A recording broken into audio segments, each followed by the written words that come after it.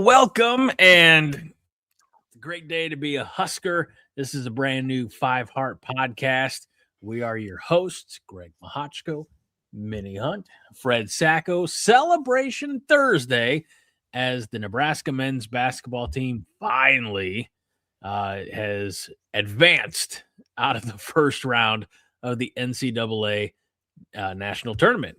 They did so earlier today. It was an 11:40 Central tip-off time against Troy at Oklahoma City, and it was very much, if you watched the game or if you listened to the game, it felt like they were at PBA. Go Big Red chants, Husker Power chants. Of the 16 or 18,000 in capacity, most of them were clad in red. And we're just here to celebrate a little bit of victory, short-lived as it may be, because they're back in action on Saturday. Minnie, how are you doing tonight? I'm great. We did it. We did it. We did it. Yay. How are you guys? Doing, Fred? Doing awesome. As they say, go big Fred. So here we are. They Dusted it off. Husker Chuck wants to know, Minnie, if you watched the game on 2-hour delay. I watched the game. On delay, right? Not on delay. Oh. On delay? Ariba? On delay. No, I watched the game. I know, and I felt bad at first because we got off to a little bit of a rocky start and I was freaking out. But then, I kind of did a couple things and we started coming back, and I sat down and What'd you do? Oh, just wash some dishes while I was watching, and just some Troy State player voodoo dolls, and I tried not to. The blue shoes and made him shoot bricks, and they did. Yeah. They did a lot of brick shooting. Man, and those rims sounded immaculate every time. Yeah, that was actually really wonderful for us. They couldn't hit anything.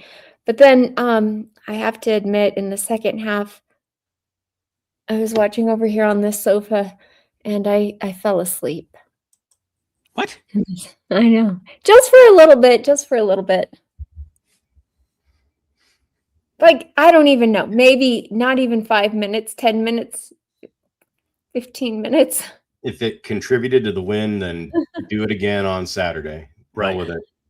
Yeah. Maybe that's our rally cap. Minnie taking a nap for 5 to 10 minutes in the second half, and we, continue to dominate. Well, Roger Moore is here, says go big red. MPE is here. Monkey is off the back of Nebraska ball. Kaylee says defense came in the clutch. Hello, Kaylee. Mm-hmm. Aaron Keene just says, Whoop, I just closed the comment panel. Double O Dana says, sweet victory, best served with a side of corn. Yeah, totally. Islander Gun is here. Sweet corn, cream corn, any kind of corn. I just, I've never had cream corn. Popcorn. Disgusting. Don't do it. Right. It's like it's a texture thing. I mean, I like corn, but somehow cream corn just doesn't. I actually like cream corn. Yeah, not surprising. Well, we've been cream corn since you started watching Husker football, so it tracks. What about candy corn? Candy corn's fantastic. That's fantastic. Fred, can you tell the good people why you choose to eat your corn on the cob long ways? Me? You're asking me that? Yeah. I don't eat it long ways. Okay. Just checking. I'm normal. Keep telling us that, buddy. Hey. You knew what happened when you'd sign me on, so this is it. You get this. So Roger Moore says Fred is back. Did you go somewhere? I wasn't on when you guys were on Monday, I guess. Oh, well, that was Monday Night Therapy. I almost wasn't on. So somehow I got the invitation. That's not even it's your show. Well, here I was. Howard Miller. I don't know who that is, but hello, Howard Miller. He knows you. Yeah. Hey, Fred. Sorry, Howard. Well, it's a cold one cracking time. You know what that means. What's Greg drinking today? What's Greg drinking today? Whoa. Whoa. And tonight, honestly, this is a bit of a throwback to a Springsteen album, a little denim appearance to it, but it's the original Dale's American Pale Ale. Ooh.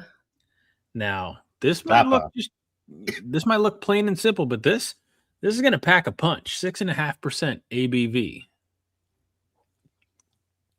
That's a good beer. What I is like it? that one. 10%? 6.5%. Oh, you scared me. Have you been drinking 10% something? No, I didn't. You know what? I have here, surprise, I have a White Claw, but then I saw in the fridge, I have a bottle of Prosecco that I haven't even, I know, I haven't opened, and I don't know how long it's been sitting there. Oh gosh. Don't do it. Bust it open. Should I open it? Don't do it. Do it. Don't do it. We're literally like the angel and the devil. It's great. We're on either side. Do it. I don't know. It seems out of place. Like, wouldn't I normally be the angel? No. Am I the angel? You said don't do it, and I said do it. Right? I've already forgotten. No, I said stance. how many of them Dale Pale Ales do you have? No, I said do it. You said don't do it. Okay, yeah, don't do it. Don't do it. I say do it. You're celebrating. It's celebratory. It's almost like champagne. What are you drinking to celebrate, Fred? This is a Coachman red ale from Vice Major Pizza down the street from me. Ooh. They make beer and have pretty damn good pizzas too. And this is a crowler, so it's going to last probably for the first half hour of the show. And it's only 8%. So, Minnie, you're sitting here with a couple of lushes. We'll all be fine fettle, as my grandma used to say. Well, the comments are all in agreement that Minnie needs to sleep more during the games. Matt needs Minnie to take 10 game time naps next season. Who needs coaching or NIL? We just need Minnie to get sleepy. No, that's not fun. Yay! The only reason why a bottle of sleeping pills to Minnie. Okay. The only reason why I was okay with closing my eyes, it felt so good, but I saw we were up. Otherwise, I would be like this, like making my eyes stay open. We were up. Double O Dana says, open the Prosecco. So I've been joined. Do it. I could. I mean, I don't even have any Prosecco glasses. I'd be drinking. I could get a red Solo cup. That's fine. Do it. Drink straight from the bottle. We're celebrating. Yeah, I was gonna say, why even mess with a cup? Oh my gosh, this is insane. Come on. All right. Okay, you guys talked me into it. We'll talk. I drank a whole bottle of champagne on the way out of the parking lot from a Metallica concert once. My God. Not surprised. Worst awake hangover ever. The bubbles, man. Oof. Head in a vice. So we have a new reason. Matney says, all this time I was blaming Matt Rule's podcast, but apparently we just need Minnie to take naps during Nebraska athletic games. Matney picked it up. He's our spirit animal. He knows what's up. So I'll be honest with you, you know, as Minnie alluded to, the first moments of the game were not great for Nebraska. And then I don't remember exactly how big Troy's lead was at one point, 15-9, maybe 15-12. And then Nebraska just started going on a tear. They go into the locker room. Nebraska's up 16, 41-25, and then they just doubled down. I saw a stat during the second half that I think in the first half of the game, they were 14 of 35 from the field. And at whatever point now this is maybe halfway through the second half, something like that, they were 12 of 19. Much more efficient shooting, I think, in the second half until you got to like mop up time, you know, in the last couple of minutes where they couldn't buy a bucket. But just I don't know. It's just such a fun evening or evening. Moment. No, it was, well, just the beginning, like we were turning it over and they were playing some feisty defense for a little bit. Troy was, and they were swarming us, and then we were swarming them. And I think I had texted Minnie. I said, if we turn the ball over one more time, go for a walk or get out of the room. Don't watch it anymore. Because I was, we're battered Husker fans. We've always had this, waiting for the other shoe to drop for football and now with basketball with this. And yeah, but then we cranked up the defense, and I didn't say cranked up the D, so nobody can get me for that. But it was like we cranked up the defense, and yeah, look at those stats. If you want to read these from Nebraska Strong, Fred, that's fine by me. Big Red Machine dominated Troy. 17 forced turnovers plus 10 steals plus 13 offensive boards equals 29-point destruction. Woo-hoo. I think at one point I saw that their points off of turnovers was near 20. Their second chance points was over 20. And then you talk about the fact that Pryce Sandfort was, while again, I don't know, the first team all Big Ten selection, if it was necessarily ride or die, but he was a little slow starting out the gate. Nebraska was a little slow, and then he ends up setting the tournament record for Nebraska for points. Now, granted, limited opportunities and none of them being successful. But Pryce ended the day with 23 points in 38 minutes. He was 7 of 12 from the arc. So, 21 points. All of his field goals were 3-pointers, and then he was 2 for 2 from the foul line. Rank Mast, Jamarcus Lawrence were also in double figures, as was Braden Frager.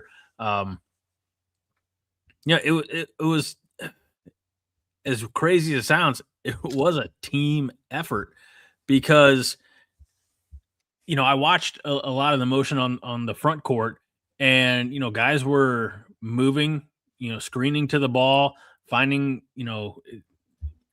teammates in space, finding teammates in traffic. This was a total team effort, and it goes back to, what Fred Hoiberg has instilled here at Nebraska, which is, I think, very selfless basketball. Oh, yeah, for sure. Just the energy they play with and the fact that they don't sub a lot of people in and out.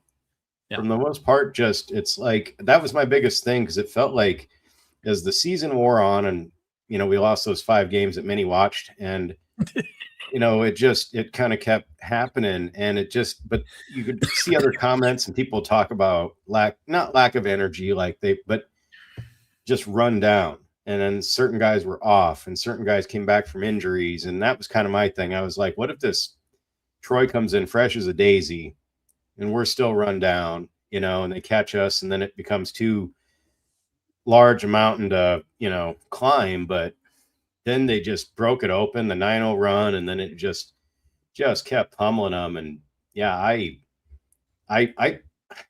thought we'd win. I did not think we'd win by the amount we did and be ahead as much as we were for such a stretch. We were up by 30 for seemingly forever there. It was great. Troy, as we talked about Monday, as they talked about in the broadcast, Sun Belt Conference champions, but they wrapped up that conference on like the 8th or 9th of March. So they'd been sitting idle for a solid week and a half. Ew. And while Nebraska had almost a week to rest, I think that for the Huskers was just the right amount of time. Like, sure, we would have liked to have gone deeper in the Big Ten tournament, but everything just seemed to work. And I think, the proximity to home, the fact that, they talked about, Oklahoma City 6-hour drive and the number of fans that turned out and made it feel like a home game. And I saw yesterday maybe, or this morning before the game, something like 60% of the tickets for today came from Nebraska addresses. It was actually, believe it or not, Greg, it was 69%. And I'm not making that up. It was 69%, and that is nice, but it's true. It's damn true. So, thank you, Kurt Engel.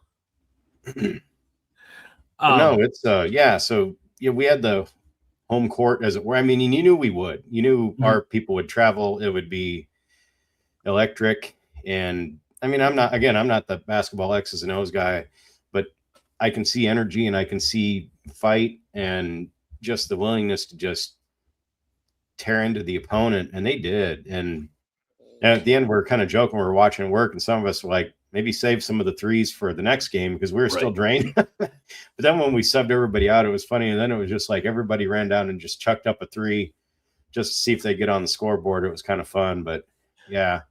I thought about that too. Nebraska attempted 39 3-pointers and they hit on 14 of them.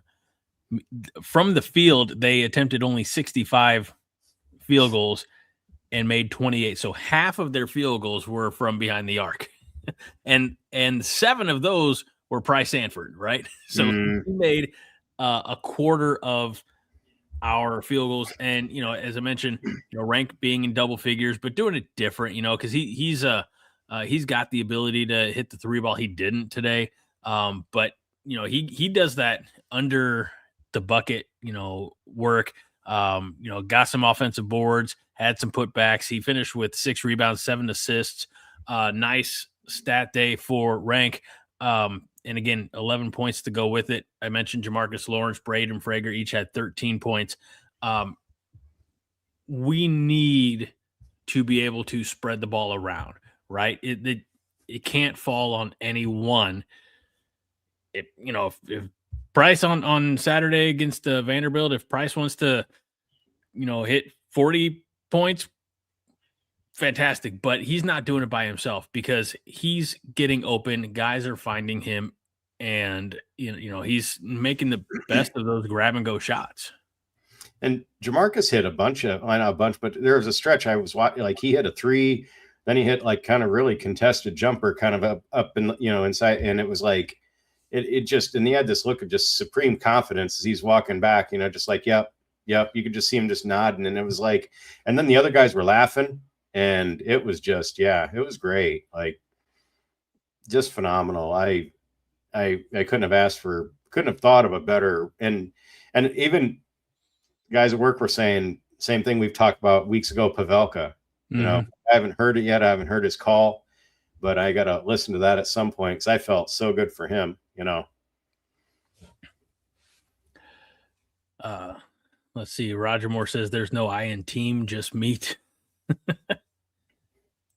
And yeah, we probably should talk about the women's basketball team as well. And that's just because I haven't followed them as closely. I know that they are also in their women's national tournament and doing well. They did well, but I'm still really, really excited to talk about this particular game. You guys are so excited. I haven't said anything in like 5 minutes. I know, it's got to be a record. So go ahead, Minnie. The floor is yours. I was trying to pass out you guys. I can tell everyone here is excited, and that's a good thing. I want everyone to get it all out, get the excitement out, because it really is exciting. I mean, I kind of feel like I stopped watching because basketball, because I started watching it for real like 2 years ago. And it just, it kind of fell flat towards the end, obviously. And then last year, we didn't get very far. But this year, it just feels so different and unexpected.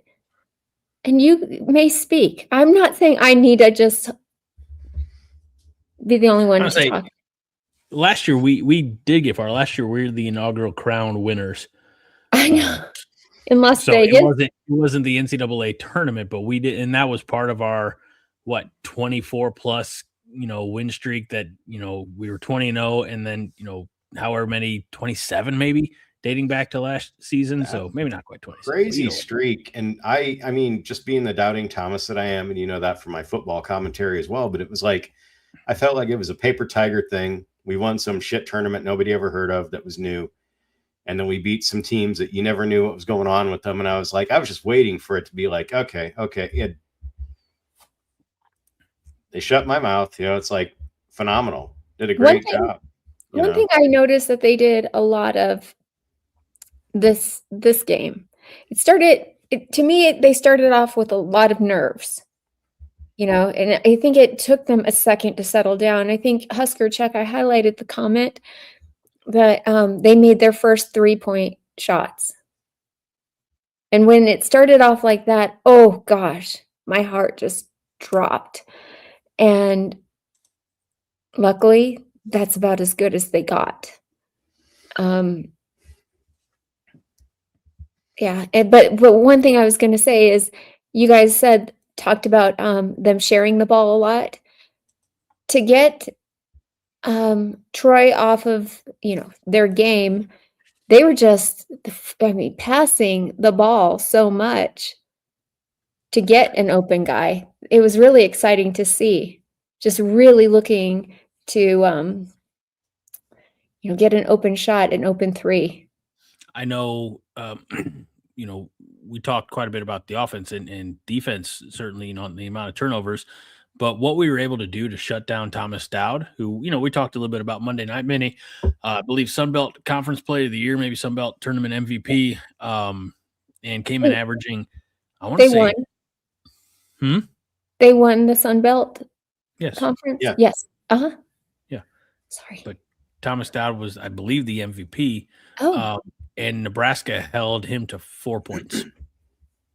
He had 1 field goal, 2 free throws, and was 0 for 6 from the line. So he never got comfortable at all. Right. We talked about that, those early threes, Victor Valdez, who, was starting to heat up. Nebraska just did a great job of adjusting, or at least of getting back to the type of game that they excel at, which is smothering defense and then run and gun, pop out the shot to the wing or to the top of the key, sometime to the corner. I know, we had some looks from there as well.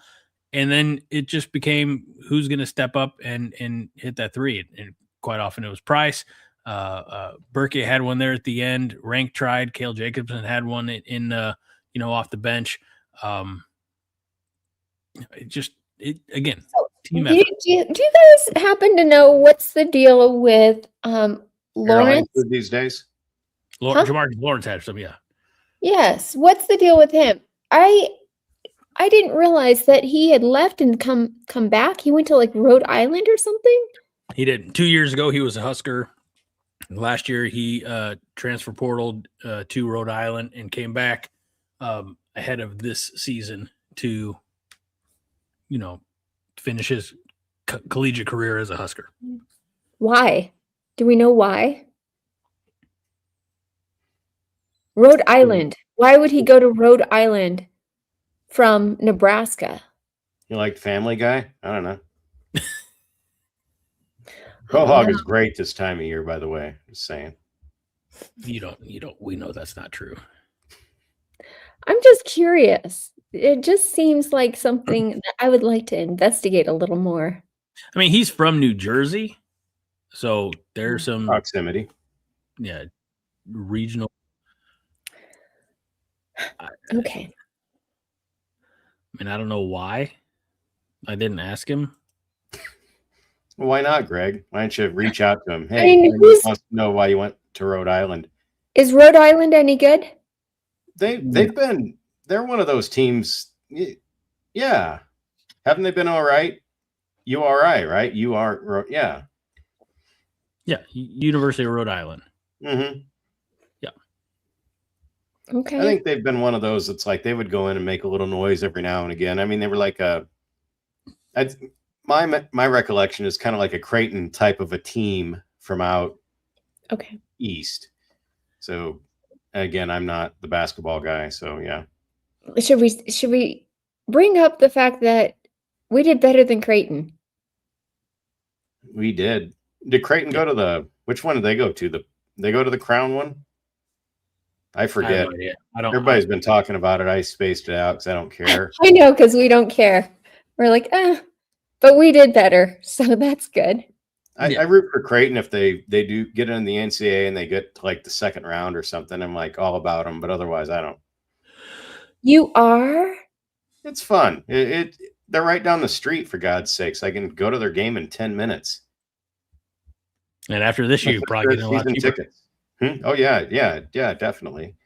There you go. Husker Chuck all over things. Rutgers, Creighton plays Rutgers in the Crown. Okay. Is it inside of a physical crown? Asking for a friend. I don't know. It's only a matter of time until they start playing basketball in the Sphere. Oh, God. Everything goes there. Metallica. The Eagles. Philadelphia? No, different. I know. I watched the Eagles thing. It was phenomenal. Yes, the Hotel California. I don't know if you know this, Fred. There's a band from back around the time you were born called the Eagles, and they made fantastic music. Yes, they did. So, yeah. Secret J-Sker. OMG, Fred. It came out tonight. J-Skers are bad, and you should feel bad, says Charles. This is what I thought. I'm literally a convenient one. It's the same way that I don't watch baseball really at all until the Yankees get into the playoffs or maybe the World Series. And I'm a big Yankees fan, and mostly just to piss people off. That's right, Randy. This is a true story. Randy Meisner is from Scottsbluff, member of the Eagles. So I did not know that. Aaron Keene with the Heat. How about some more classic rock trivia? The Eagles were the house band for Linda Ronstadt. Wow. Minnie's like, who's Linda Ronstadt? That's not true. That's her jam. They played that at the log cabin for Minnie when she was young. Mm-hmm. On the she commune. cruises around with the windows down, belting out some Ronstadt.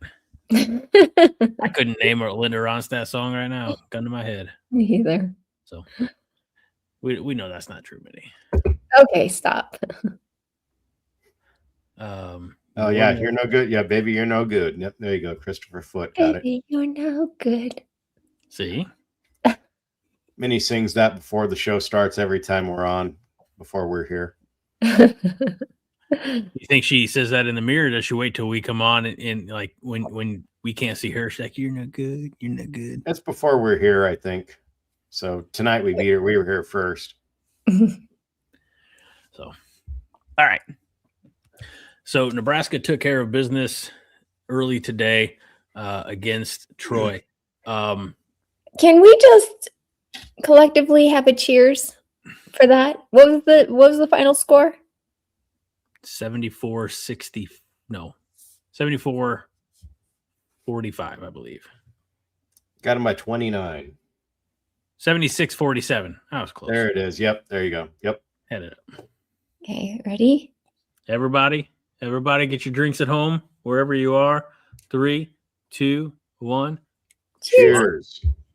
Clink. Go Big Fred. GBR.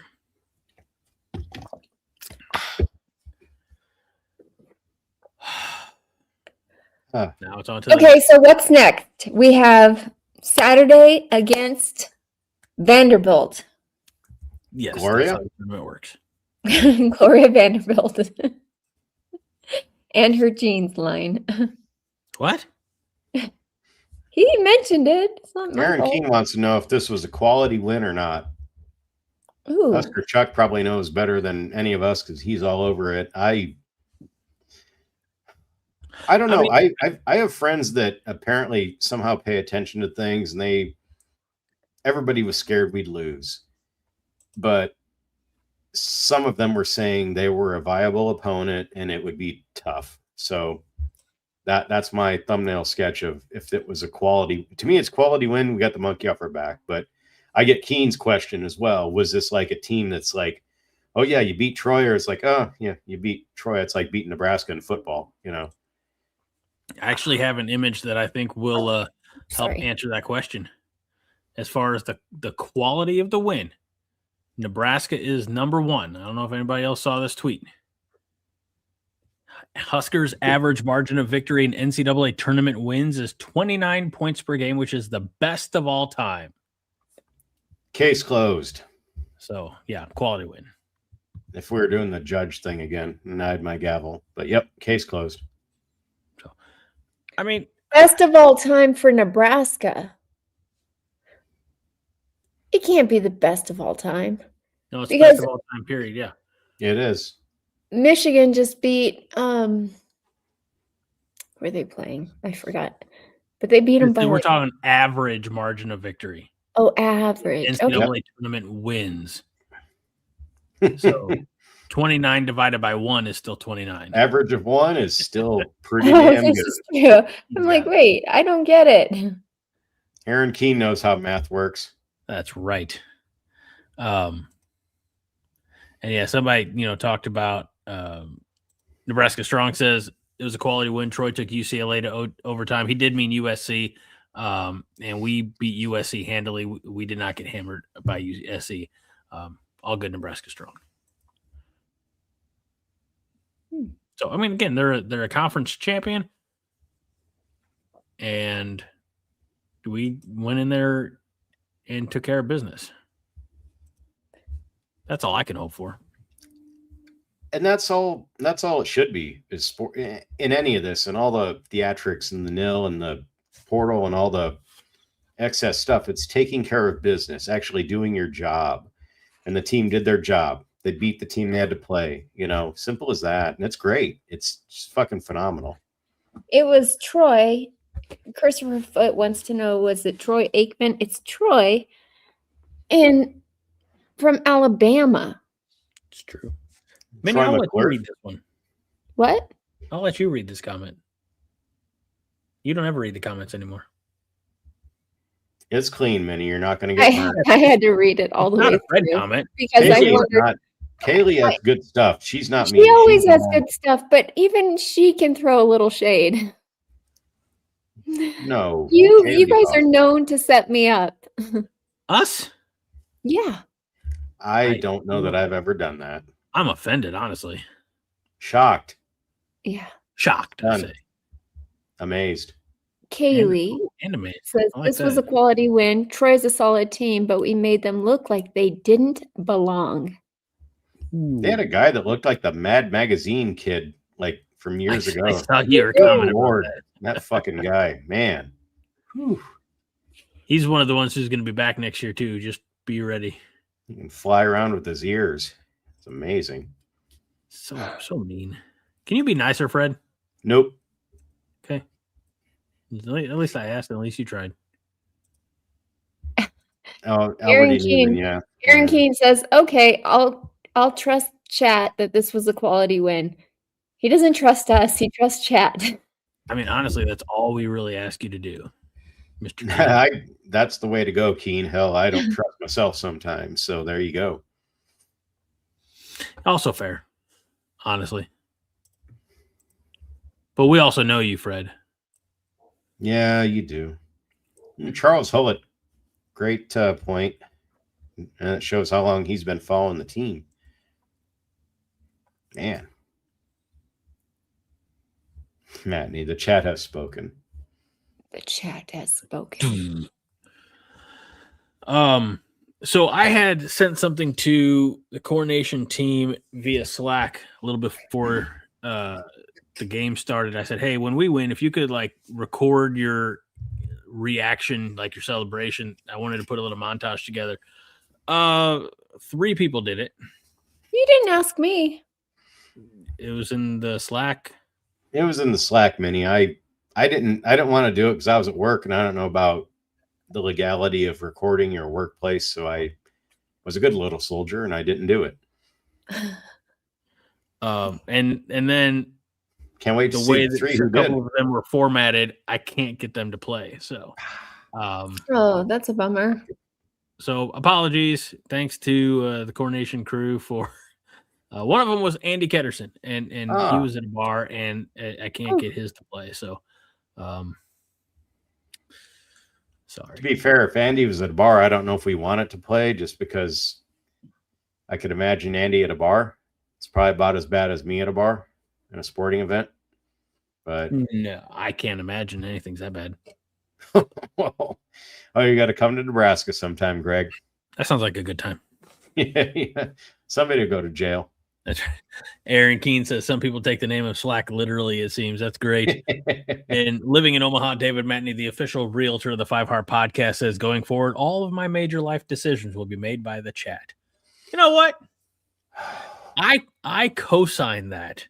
I endorse that decision. And while we're talking about major life decisions by David Matney, let's poll the chat. Is it about damn time we got some 5 Heart Podcast brought to you by Living in Omaha, David Matney, the official realtor of the 5 Heart Podcast? Can koozies. I know I'd like one. It is My poor beyond hand is time. so I'm cold. not in the chat, but Craig's been aching for this longer than the Blue Chew endorsement. So yeah. No, I've not been. I wish I had my notebook here. A few weeks ago, we had a 5 Heart meeting of the minds and of the tripod. Sorry, we did not invite you to join us, chat. But we came up with some ideas of things that we would like to do during the off season to kind of help fill some time. And it would be interesting to hear what they think. One of them I know is you wanted to rank or to put together, I'm saying you, Greg, I think, and then Fred agreed that they wanted to put together their own team, their own like ultimate Nebraska football team. Wasn't that one? Yep. Yes. Do we like that idea? I got my shirt. We're good. Oh, Greg got the shirt. So for context, guys, she's talking about, like, you see it on social media all the time. You have $50 to spend on, your starting offense, and say, oh, it's Melissa. Hey, Melissa, it's been a minute. It's going well. Glad to see you. Oh. Minnie, are you doing a new skincare routine? It must be the mountain air. Oh. I think I look younger this week. I mean, come on, guys. Jeez. Fucking bullshit. They brought me on for eye candy. I don't get it. I'm not getting the clicks I hope for. It's very disappointing. But for context with the team, so it's like the tiered thing you see on the web. $50 to spend on a team, and so say Tommy Frazier is a $10 quarterback and Dylan Raiola is like a negative $5 quarterback. So you push out your money depending on how you want to get the players. Or for anybody who's ever played all pro football on Xbox 360, it was the same deal. Like a top tier quarterback, like it'd be Elway, Montana would be top tier, but then you'd have to have less points to settle for receivers and linemen. So we would do a same thing like that with the ultimate Husker team or Husker offense, maybe to make it simpler, or defense, or one of each.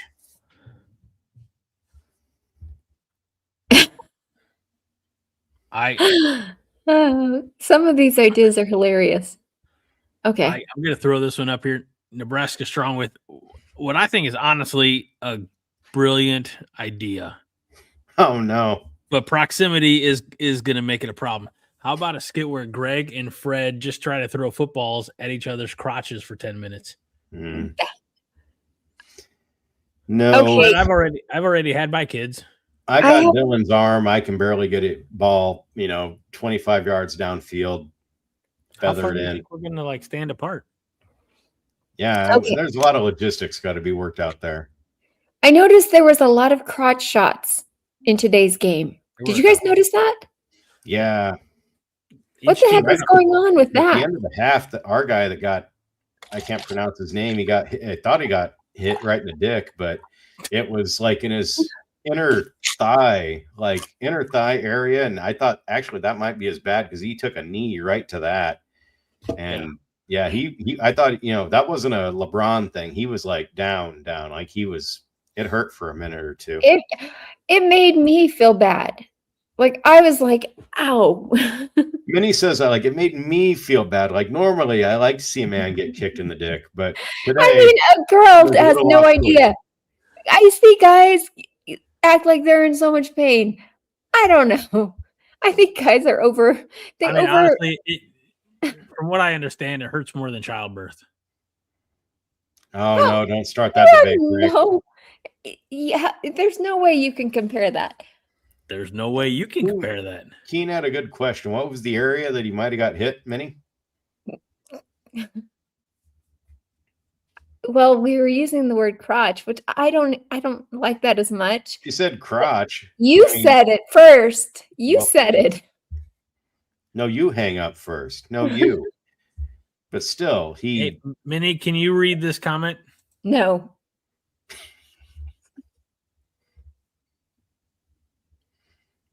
It's okay, Matney. Someday it'll happen. We'll make it happen. I mean, I'm just not going to move the show along till Minnie reads this comment. What about Minnie's friend? What about Roggy's comment? Come on, Minnie. Is it Roggy with a hard G or it's Raji? That's gross. No, I'm not going to say that either. It's Roggy if he uses Blue Chew, Greg. It's Raji if he doesn't. There you go. You get the code. Aaron Keene says women have a child and are willing to have more. You never see a dude willing to take another crotch shot. Just say it's because guys are babies. Yeah. Okay, here we go. I think we've been saying it wrong all this time. Oh my gosh. Roji. Just Roji. I've known this guy for several years now in chat, and I always got it wrong the whole time. Guys, let's say it together. Roji. Why do I feel like I'm somebody in Korea being taught English by Frank Burns? Minnie's like Roji. You're welcome. Justin. Greg. Roji. What did I do wrong this time? You said Roji. It's Rogi. Rogi. That's what I said. Rogi. Like, gee, guys. Oh, so no, it's like ghee, like the clarified butter. Continue to say it wrong for tradition. Fiddler on the Roof, tradition. G or ghee? Thank you, Husker Chuck, for spelling it for us. Because see, here's the thing. What Minnie had it. All right, what'd you say, Minnie? Do you remember, or did the Prosecco take hold? I forgot. We got the row part. I know that, but I'm curious on the second. We got the row, right? Oh boy. Is it like G beef or is it like G? Like, I don't know. Number 2. I told y'all, I've been drinking Yingling almost exclusively, but either Monday on the show or last Thursday, probably Monday, I said, hey, I'm going to go get special celebration beers if we win. So I did. I went and got special beers this afternoon, got them home, put them in the beer fridge, and now I'm enjoying this delicious pint. 16 glorious ounces of Love Gun. Greg just showed us his Love Gun, ladies and gentlemen. It happened. This is not the first time we've seen Love Gun on this show. It's true. The beer? The second time I've had my beer. Okay, the beer. Okay. My Love Gun. I want to clarify for anybody who hadn't been here before. So my friend Howard that was here way earlier, who I actually know him in the real world, but he goes by know him. It threw me for a loop. You acted like you didn't. That is so rude. Wrong. I would be so mad if I said, hi, Fred, and I know you, and you're like, I guess I know him, or he knows me or something. Like, you were like, I don't even know this guy. The username tripped me up. Nebraska Strong says, for some reason, it's funny watching another man get hammered in the junk, but when it happens to you, it's the worst pain ever. There are some that I actually do like recoil and say, ooh, but like the wise asses who are out there like doing rollerblade tricks and things like that. And when their rollerblades give out and they, fall onto the rail, no, you had that coming. Oh yeah, play stupid games, too, yeah. Win stupid prizes. Look who's here, Orson. Lead with Orson, Minnie, not the second part of his name. It's Adolf. He's the Arkansas guy, right? Yep. Pig Suey Pig, So, whatever you yell to an Iowa cheerleader. Yeah, what's up with that, Minnie? what? Mr. David Matney's comment. I'm going to start. Okay. We were talking in medical terms. So, love gun. Is not a I medical don't know term. that that's a medical term. No. He went to the operating room and he had his love gun worked on versus he had a groin injury. I'm just saying. Okay, show us the can. It has a picture of a gun on it, right? No. Oh. Well, I guess technically, yeah, but it's like with vanilla blossom on it. Oh. Okay. That's interesting. No. Well, anyways, I don't know. Vanilla Blossom was Scott Frost's favorite dancer at Spearmint Rhino, by the way. Love gun. Awesome. Okay, Don't make me get all testy about this. Back to what I was talking about. Oh, goody. Please. We play Vandy on Saturday. Yes, we do. Do we know what time? Well, listen. Okay, sorry. Husker Chuck. Husker Chuck tipped us off. They are a 2.5 point favorite already. Yeah, but do they know what we know? What? I mean, it's still going to be a one-sided fan base. Like the people who were in the crowds today did not say, well, we saw history, let's go home. No. They're going to be there on Saturday as well. Maybe even more. Because it's not a work day. It's true. Minnie, would you drive through the night to Oklahoma City to watch Nebraska in the second round of the NCAA tournament? Sure. Would you pay for me to do it? I'll tell you why. Because my car drives me. Because why? Because it drives me. I don't have to actually It drives drive. me crazy. Oh, no. What? No. What? The song, Greg, was no. Stop. She drives me crazy. Oh, yeah. That's a bad song. I love a good musical reference, but just not that. So What do you have against that one, Fred? it's a terrible song. Oh, I'm sure that there have been women in your life who drove you crazy. yeah, but they didn't sing that fucking song. Good Lord. I can't help myself. Who sang? Oh, you Fine Young Cannibals. That's right. Mm-hmm. Look at you. Yeah. I'm proud of you, Minnie. You didn't have to Greg Wow. that or anything. I couldn't even think of that. She's It's the Prosecco. got it. It's like on WKRP when they did the drinking challenge and Dr. Johnny Fever got faster after every drink for some reason. It was like, that's Minnie. It's going to be like doing theorems and fucking creating AI by the time it goes over. Who knew? It just needed I needed a little tweaking. I like what Kaylee says here, though. What No, did Kaylee say? Kaylee, she says, no, the stats support Nebraska against Vandy unless they are shooting really well, that I'd be afraid.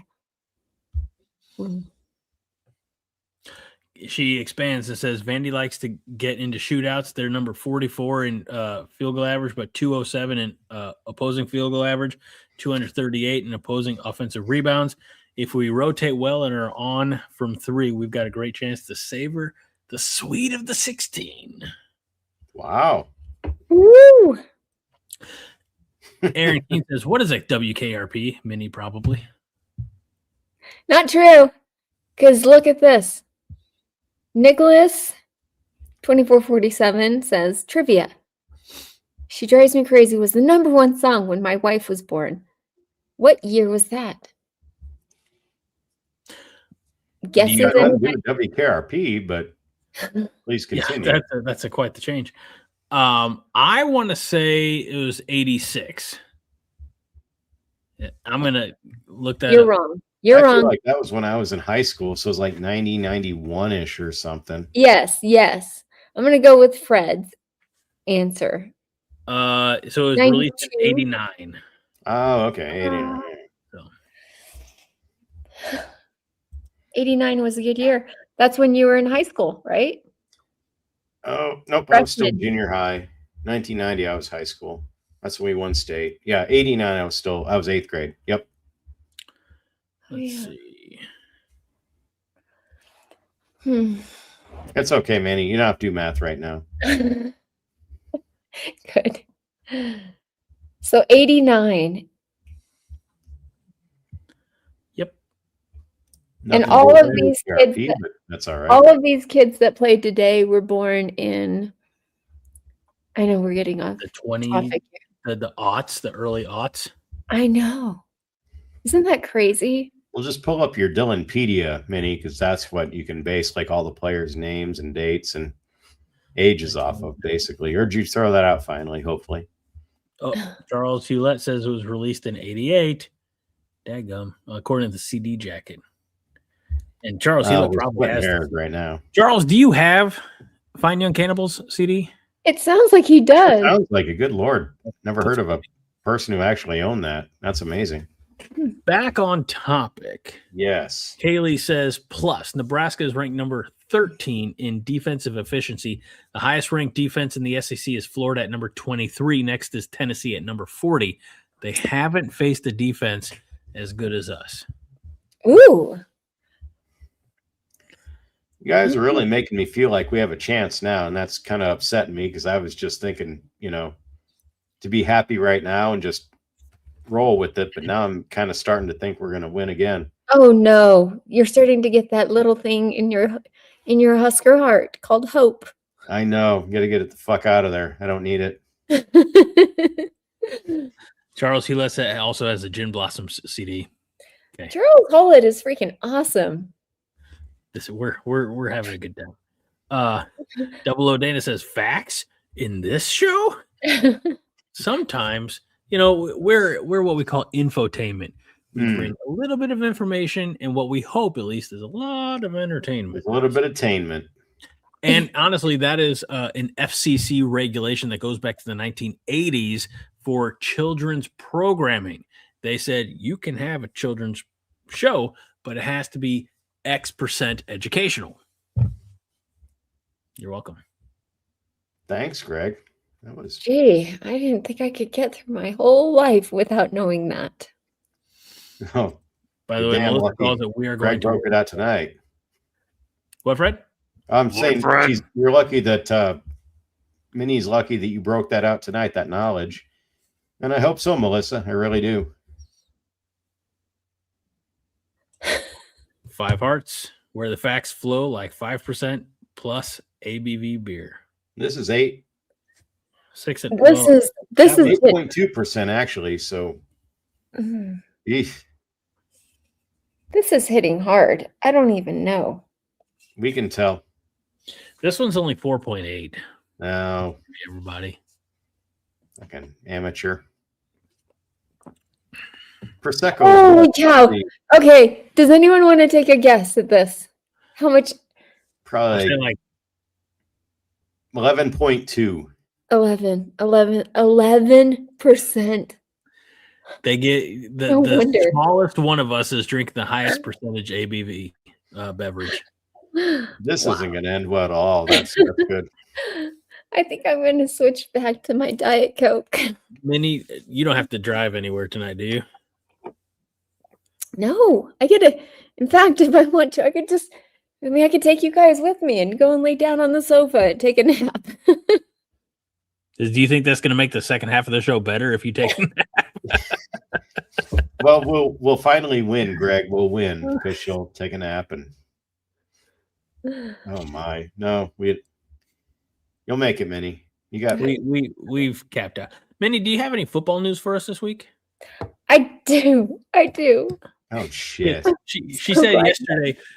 I got a text that she says, "What are we gonna do if Nebraska loses Thursday morning?" I said, "Well, that's not gonna happen." So I'm glad that she brought some football to the party. Well, there's going to be some people who don't like it, and I don't really care. Is this bringing the boys to the yard, as it were? Okay, here we are. This made headlines. Dylan Raiola is going to wear number 8, the same number as Marcus Mariota. Is that him and Desi Arnaz Jr.? Oh no, wait, it's Mariota. Well, Dylan at home. The reason I thought this was interesting is because I also read that he is sitting out a year. Did anyone here see that coming at all? They said he was going to do that. He was going to redshirt. I think the 8 is, from what his trainer at Oregon said, is 8 is enough. Is an 8 is enough Krispy Kremes. 8 is that's his limit per breakfast. So they might slim him down to 229.5. But I've read some things about it. I'm all seriousness. I read things about it. He's gonna try and I think maybe Lanning pushed him to it to get out of that mold of being compared to Mahomes and all the stuff. Maybe he'll get a normal haircut. Maybe he'll be a man. I don't know. There's a lot of things, a lot of unanswered questions. But yeah. I mean, I find it so dang interesting. David Manny says yes, because he needs development. He certainly does. And it also worked before for Oregon. This is not the first time they've done that. Brought a quarterback to Oregon and had them sit out a year rather than start somebody who's actually started at another Big Ten team. So the fact that the one before this guy, well, maybe no. Was it Dante Moore? It was Dante Moore. Because I think the quarterback who was there before him. Mariota's been out of college for a handful of years now. I mean, for almost 10 years, I think. Who? Marcus Mariota. Yeah. Well, she's talking. They brought in another Big Ten quarterback at some point. Oregon did, and made him play like an actual. I don't know. They made him sit a year and develop behind another quarterback. This is kind of Oregon when they started their players. Yeah, it was more. Oklahoma. Yep. Yeah, okay. Gabriel's Oklahoma. Thank you, Vince. These guys are talking circles around me. I'm glad you understand. I'm not talking circles. But one thing that Oregon has done is, gosh, they have a lot of money up there invested in their roster. And when they had players hit the transfer portal this spring, their players were nothing to sneeze at. Like, they were minimum 3-star, mainly 4-star players. Nah, but they still can't make it to the end. So, well, I mean, they do well. Oregon's fine. I don't understand. Maybe they think they can turn, make chicken salad out of chicken shit with the new number 8 there. I don't know. I think they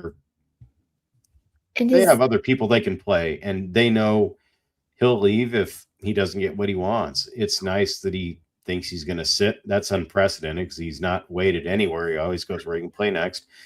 But he started out. Remember, he was committed to Ohio State, then Georgia, and you wonder why you would switch from Ohio State to Georgia to begin with, right? Because it's kind of like a lateral move, if you will. And then I think the reason why he didn't want to be at Georgia was because they must have seen him play at Buford High School. In the very end, he was not doing well. Like, something happened to his offensive line, and it's very similar looking to what he did at Nebraska. So, yeah, we'll see what happens to him. and his brother is now converting from a quarterback to a tight end. Mm-hmm. Yeah, they're gonna be stuck with Raiola for the end of till the end of Yeah, time. I'm surprised Donovan hasn't somehow found a job there doing whatever. Oh, man, wait a minute. Yeah, I don't know. I like to follow it just because it's comical and to see where I don't let it ruin my day or whatever. He's gone, and I just like to make fun of him. We even did a skit talking about when Dylan left. And somebody did a pretty damn good job acting like Dylan, if I recall. It was your skit. I know, and it was phenomenal. The guy who acted as him was spot on. Greg knows. Greg was there. The chat knows. They had the Oscars last week, and not that I watched that garbage, but the fact that we weren't at least nominated for a regional Emmy is very disappointing. I'm going to go protest. Yeah, but good luck to him. But yeah, I am stoked with the quarterback we have and the quarterbacks we have. And yeah, addition by subtraction. Thanks, Dana. Dana was here. He knows. He knows. Yeah. Vince, how the infatuation has dwindled. Wow. Yeah. I don't think she's going to be chasing any more chain gangs. No. That's a story just between you guys and me. Yep. We never need to talk about that again. Hundreds of people to watch the show. Thousands by now, because that's an old story. Yeah, this is true. Yep. Chasing D's. Story about Dylan. So I just find it interesting because there's no way he would have sat at Nebraska. No. But Greg just waved me off. I was being inappropriate, and he stopped me, so it's okay. Ooh, Polynesian knee circumference or bone density is no longer a valid topic here. That's not true. It's a valid topic. Or do we have more Polynesians? Not an accepted unit of measure. Husker Chuck says, I'm not wowed by our quarterbacks, hoping for serviceable. I think we have some talent. For shame. In there, in that QB room. Got Danny Dimes, TJ Lateef, Anthony Calandria. We have some mobility. We have some elite. Okay, I think everyone here has said, and including the people here, Fred and Greg, and everyone in chat other than Husker Chuck, has said all we need is a serviceable quarterback. I mean, we don't need to be like wowed by our quarterback. We just need somebody who can see the field and make plays. I mean, that's all you want from any quarterback, really. Yeah. Like here's the thing, and I okay, can't believe let me ask you this. Sorry. Let me just ask you this. Okay. If he's as good as who was the quarterback we had a few years ago? The guy who went to Kansas. Adrian Martinez. Yes, if he's as good as him, is that good enough? No. Why? I think it is. Because all due respect to Adrian Martinez, who went on to win a championship with the UFL, played with the 49ers, but he didn't. Jets and Niners, yeah. He didn't win us many games, and granted, it was not fully his fault because he was tied to Scott Frost, and Scott Frost was tied to him. But no, you need better than Adrian Martinez. To me, serviceable is like Phil Simms in the NFL, like in the olden days, like a guy that could manage the game, make some plays. That's serviceable. Martinez was feast or famine, type of a thing. And then a lot of fumbles and a lot of, like ill-timed things. That's not serviceable. That's like hit or miss. That's, yeah. I mean, like I said, I was going to say a moment ago, I can't believe I'm giving him his flowers because I fucking hate him. But Tom Brady was not much more than a serviceable quarterback.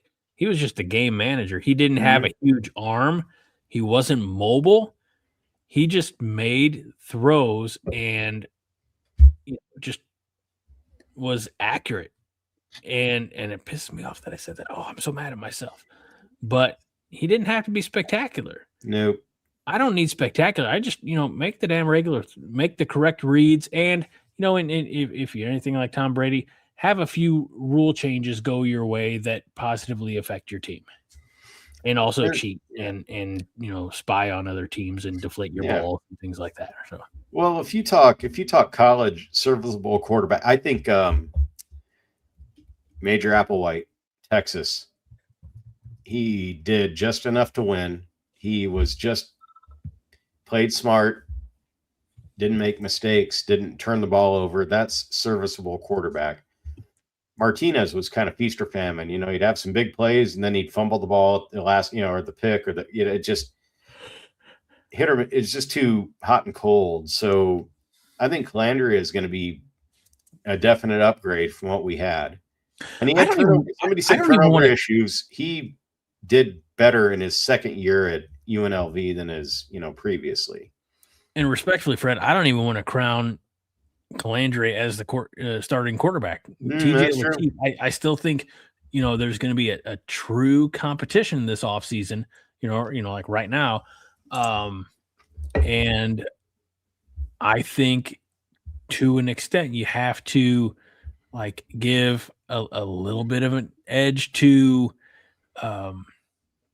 Lateef, who's been here, who played well. I mean, he won against crappy UCLA, but he still won in a Husker jersey. And, I'm sure he had opportunities to go elsewhere, but he stayed a Husker, and again, at the end of the day, I just want guys who want to be here. That's true. Shouldn't crown him immediately. I mean, Lateef had a good run of just experience, if not production. I have got to jump in here. Uh-oh. Here's the thing.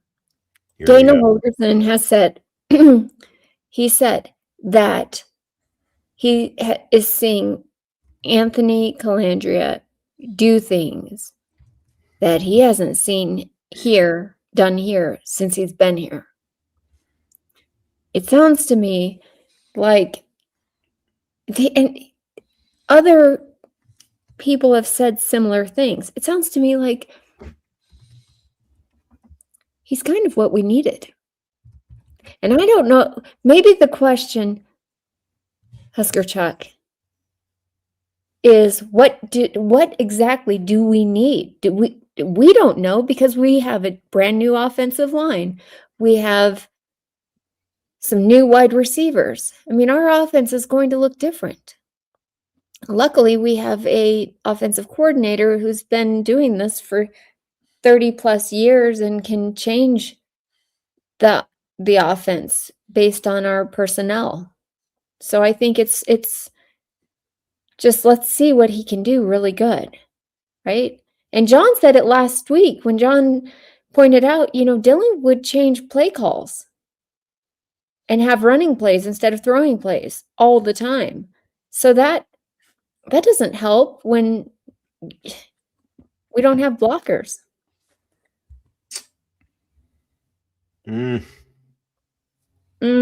What? I mean, I'm not arguing with that. I'm just, you say that Holgerson hadn't seen a quarterback do the things that Calandria did. I mean, I think he's a little bit false there, because he probably didn't report how he saw Dylan close down multiple Krispy Kremes and buffets, win or loss, and have a knee scooter that the wheel blew out on, and all the other things, and an entourage, huffing his farts. There's a lot of things that Dylan did that hopefully we never see again in Lincoln. Huffing his farts. I think it was in his contract, probably with the nil. Yeah. How is he going to get that the elusive bean burrito deal? I just wonder, how much did Dylan actually run the program? More than he should have. Yeah. Maybe not so much Dylan, but the Raiola family. The whole group. Do you really think that happened? Yes. Yes. Or do you think they... How? I think Rule just over-indexed on what How did that happen? How? In your guys' mind, like, how did that happen? I think to an extent, the program was held hostage by Dominic Raiola. Mm-hmm. So, and it was one of those you need us more than we need you type of situations that was probably being presented. Somebody asked in the comments, I'm going to highlight it here because I started on David Matney, respect, living in Omaha. Mr. Matney says, on a scale of 1 to 10, what score would you give Dylan for his time here? I'm going to say probably a 6. Most of that happens off the field from what he was able to do to, in peer recruiting and sort of elevating the national spotlight on the program because, it's a 5-star quarterback going to Nebraska. Because of him, I don't want to say because of him, I don't know the circumstances, but he made Nebraska, I think, more attractive to the Trey Taylors of the world. But all that being said, we were tailoring offensive schemes to fit a quarterback, but we didn't have necessarily like the talent around him to be able to do that. We didn't have. He wasn't getting rid of the ball quickly, and he wasn't fast, and we didn't have an offensive line that could protect him. Those are 3 like strikes for just chaos, which is why we had 9 sacks, or why I should say Minnesota had 9 sacks against us. It wasn't a good fit, and but it was still, I think for the longest time, you need us, and by the way, now you need Dayton, and also better not fire Uncle Donnie. These were all dominoes that led. I'm glad, honestly, that Dominic Raiola can keep his name on the inside of the stadium, sure, for what he achieved as a player. I'm glad that the rest of them are gone. If you want my grade, it's kind of the same concept as Greg, but my grade is lower. I give him a 4, but the off the field stuff of getting players here, yes, but then the off the field stuff of kind of holding us hostage, keeping a subpar O-line coach for way too long, and stunting the growth of the entire offense versus weigh that against his production. I give him a 4. I could be a 5, but I'm also a vindictive prick, so I give him a 4. I have a question to further this conversation. I want to be done with it as well. But she asked another question. I've heard people say that we built our offense around Dylan Raiola. Okay. And my question is, did we build our offense around Dylan Raiola, or did we build it around our offensive line?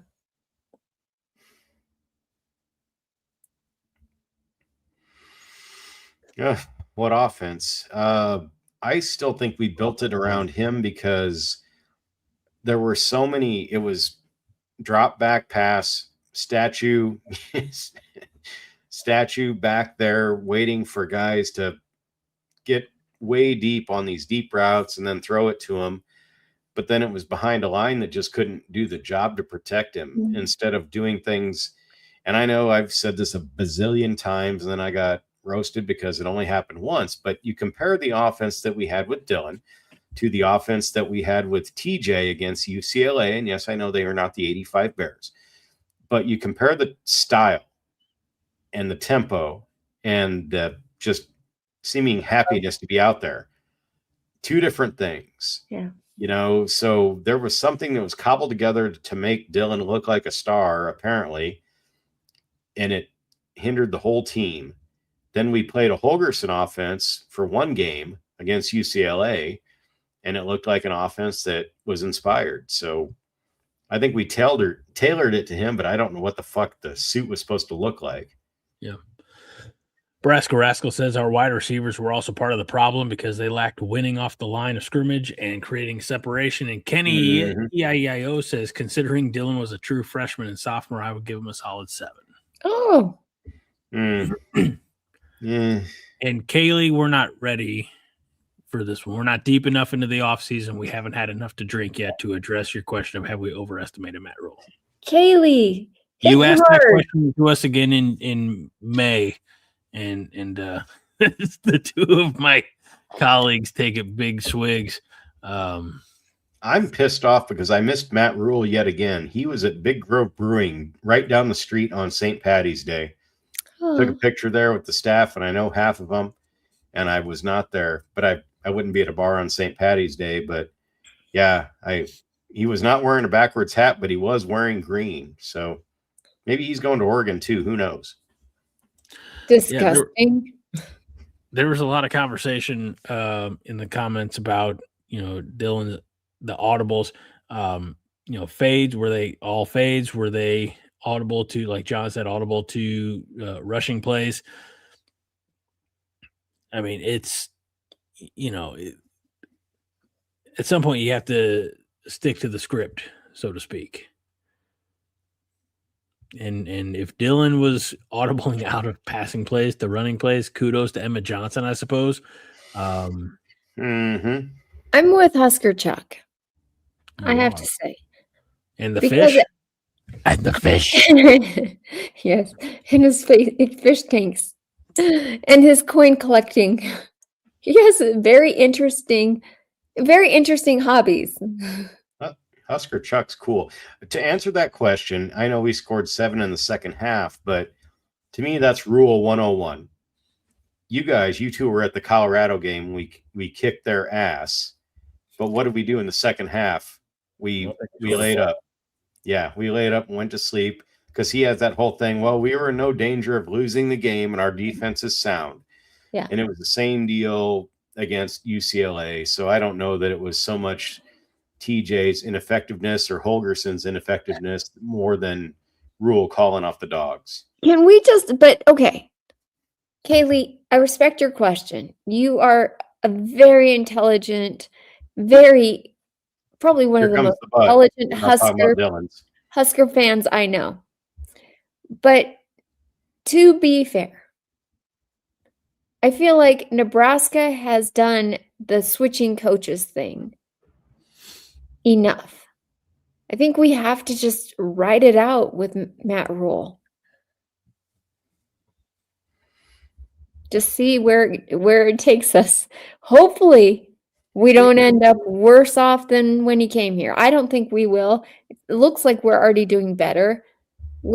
As fans, we're upset over the way things left off for the season, but well, the thing that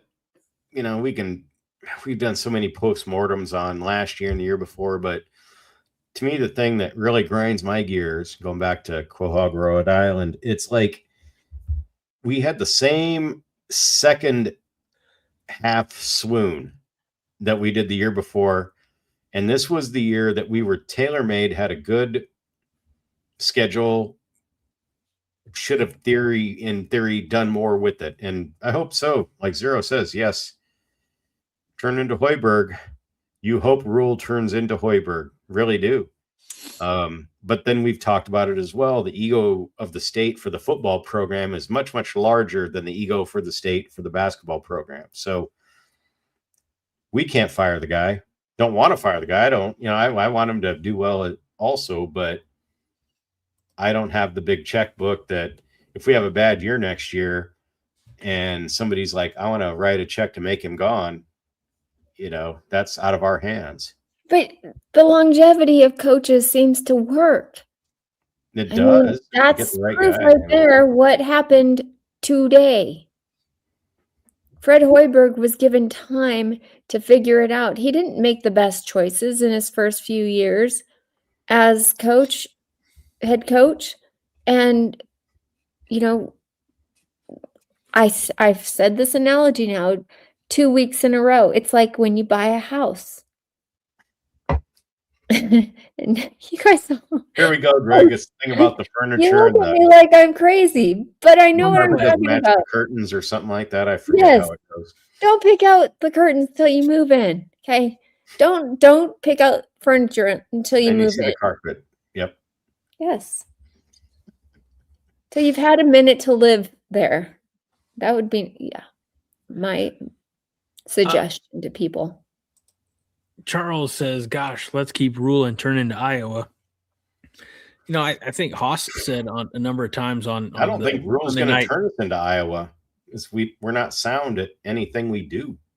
But anyway, go back. Haas is more smart than me, so yeah.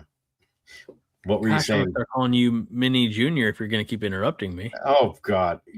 On the interruption counter, I'm like 3 versus 17,669 up above. So let's just. I don't even count the interruptions that I get. Because you don't get them. Nobody gets a chance. You know what? Here's what I do. I'm like, yeah, he interrupted me, but I think he also has something interesting to say. Plus, I don't think personally this is the time or place to call somebody out. Moving on, Greg, back to what you were saying. Haas has said on a couple of occasions on the Overreaction show back in the day, he's like, yeah, you know, as much as it pains me to say, I'd love to be Iowa. I mean, we have an identity. We win 8 to 9 football games a year. That's right. You know, I mean, I know that as Husker fans, our expectations are higher than Iowa, but I do feel like we need to start somewhere. You know, Because that's where they are now, because of the sticking with head coaches. Yeah. But they didn't like start I out said before, and I know, Fred, you touched on a moment ago, the ego of the state of Nebraska is not tied to basketball like it is for football. So how long of a leash do we give Matt Rule?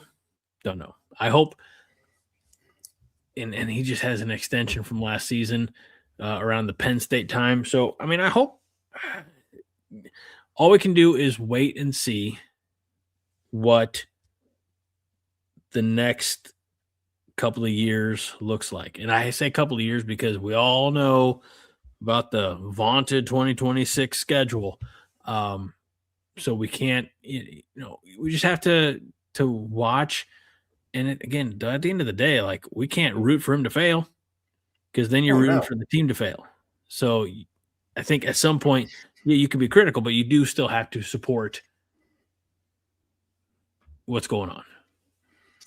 No, we do. And but again, the word is identity too, though.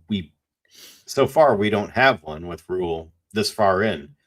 I mean, we might now after we get a year of these coaches together and everybody stays, but what kind of offense do we run? What kind of defense? Like, there's no bedrock. And when he came in, he's like, we're going to run the ball. Because when I was at Temple, it was cold weather and we were tough, and that didn't last. And it just, so it's like, you got to have an identity before you can even do anything else to get to an Iowa level. So again, they got it over us. It pains me, but here we are. We have no identity because we have had, that's what I was saying earlier. We had to change the way that we played football in order to make up for where we were short. Our quarterback, we catered and our offensive line, you know, and our O-line, and it was all to one thing. So it's like, so I feel good for the fact, if we want a positive, I feel good for the fact that those handcuffs are gone now. Yeah. We have an O-line coach that's proven. We have an offensive coordinator that's proven until he had to deal with the circus we had. And, you know, now we can just kind of start playing football again and not worry about all this other stuff. Well, that is what I said, Aaron Keene.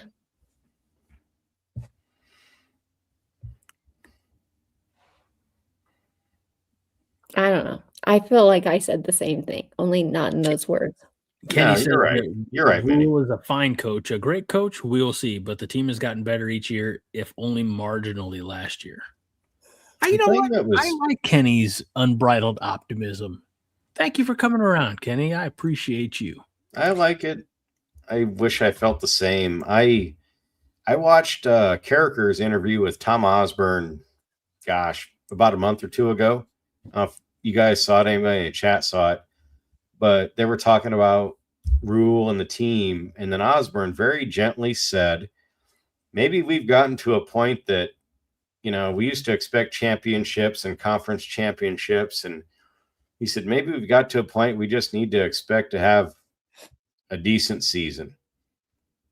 And he just kind of left it at that. And Who said this? Who? Oh my God. It was on Carricker's show, and Carricker was like, yep. And I heard that. And I mean, I know some people dump on Osborne because he's older and whatever, but still super sharp, and he knows football, and he knows good football. Yeah. So he very gently said, under this regime, maybe the best we could hope for is have a decent season. That's the ceiling. So there you go. That's a bitter pill to swallow. Okay, question. I know. Sorry to piss what is everybody's cornflakes what is an hour and a half. What is a decent season? Then let's define that. Fucking 7-6, 7-5, apparently, because that's. I don't even feel like that's decent. Do you guys? But this is the best we've mustered. I mean, and it could be. I've already said next year is a mulligan. We've talked about next year's season or this season coming up. I don't like you saying that. I don't like you saying that. Not one bit. Okay. Take that. Throw it out the window. Hey, the window is right put there. Put an egg in your shoe and beat it. That was kind of creepy, Greg, but I respect it.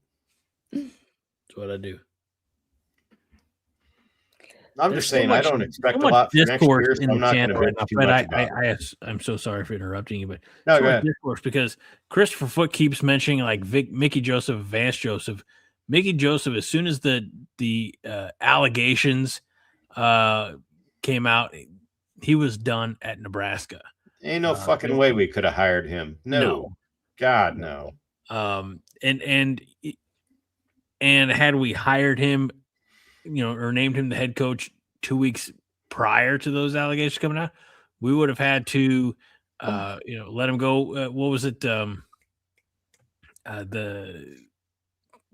Michigan coach, when he was fired for cause, we could have let him go and not paid him, but we got to stop talking about what could have been.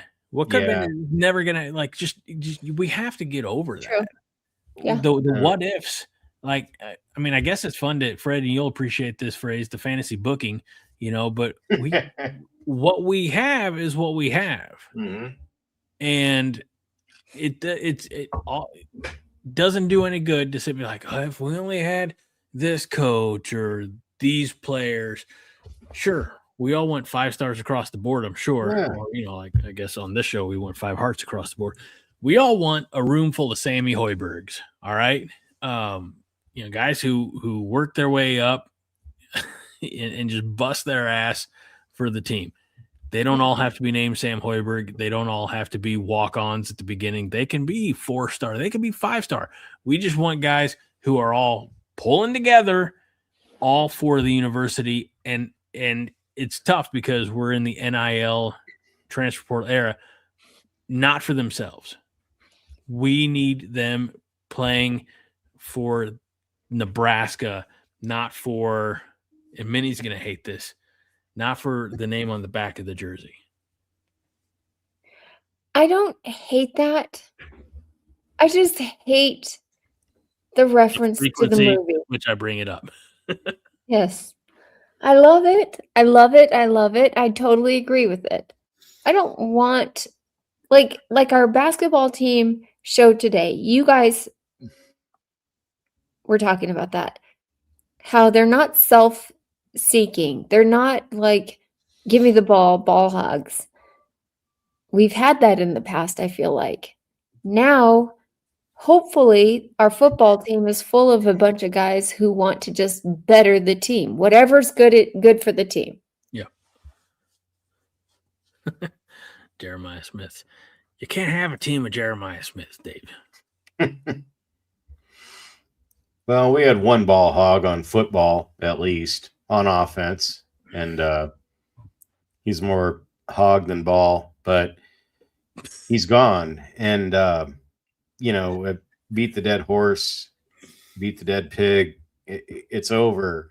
And we're free. And Keene said it's kind of liberating at some point. And I'm excited for the fact that if we keep everything we have right now, and if Rule doesn't go Colonel Kurtz and get rid of another coach or whatever randomly, we let things gel, we could actually maybe put something together and build and have a good season.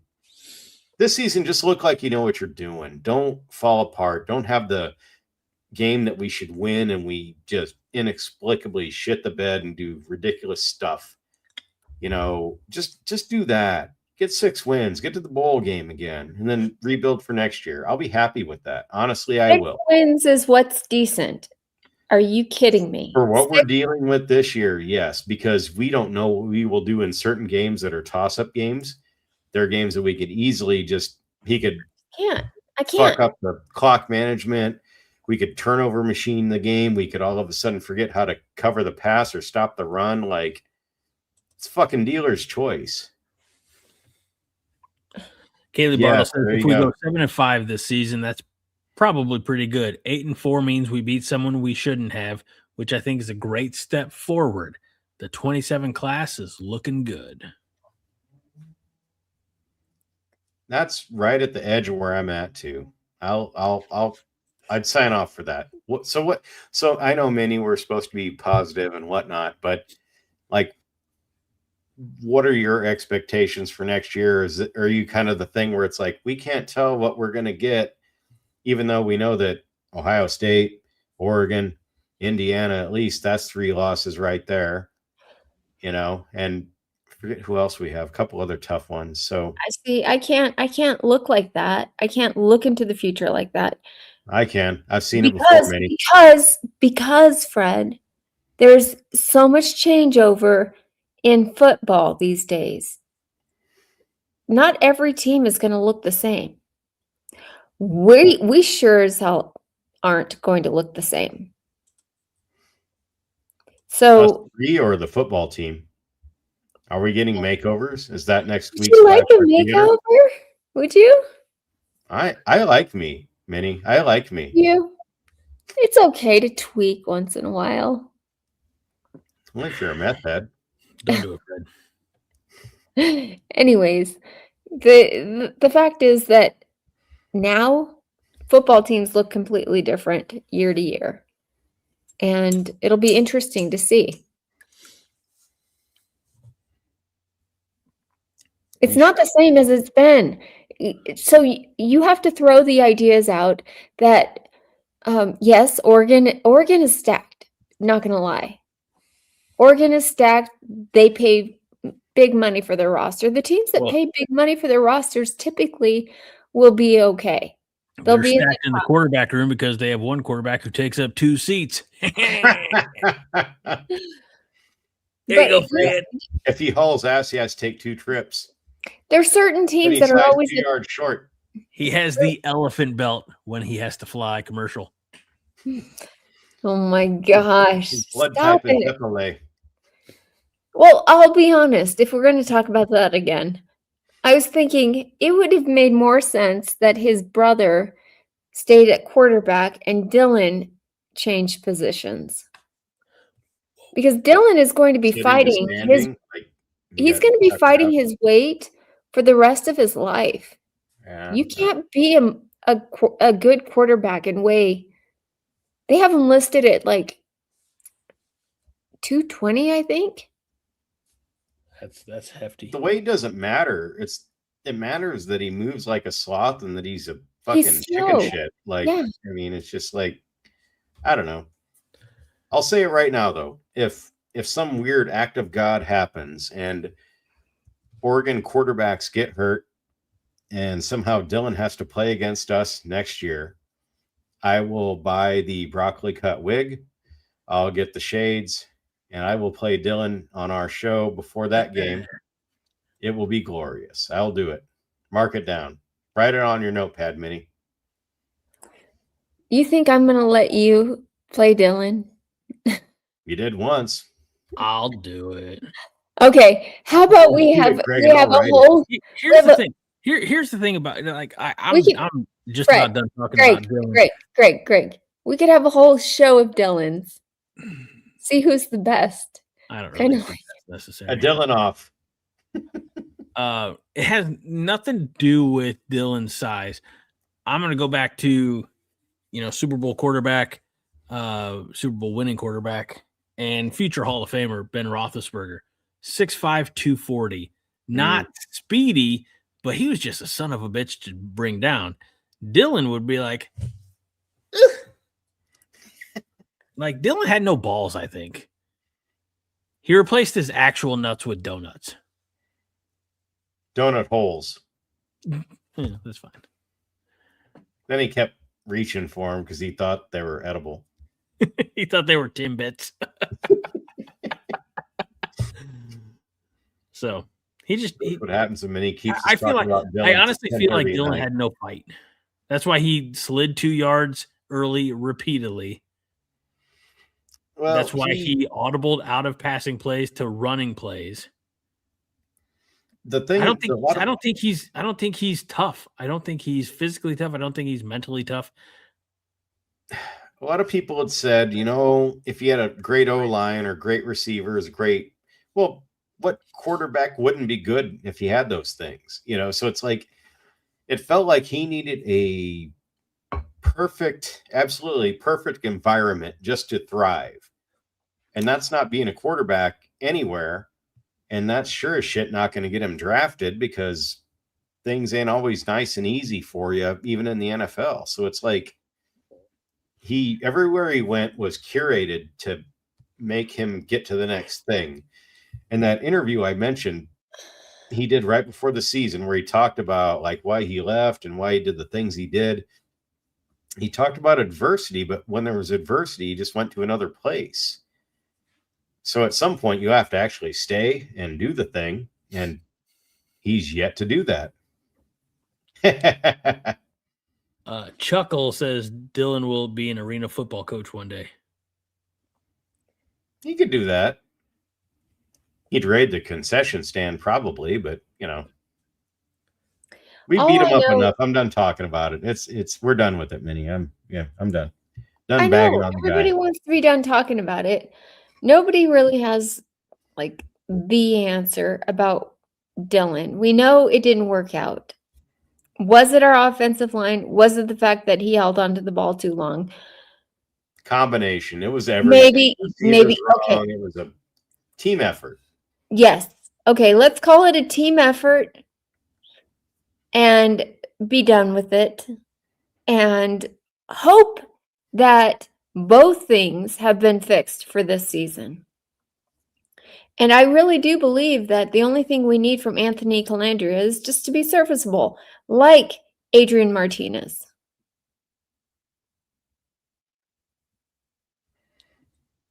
Okay. We need to be better than Adrian Martinez. Adrian Martinez was not always serviceable. He was fine. He set records, but the up and down of the way he played is not serviceable in my mind. In my mind, serviceable is you manage the game and you don't have a key turnover or fuck up that loses the game. That's serviceable. Adrian was just too much wild variance between what he did, from game to game and even during games. And he's tough. He played with a broken jaw. He did a lot of awesome stuff and he set a lot of records. Yeah.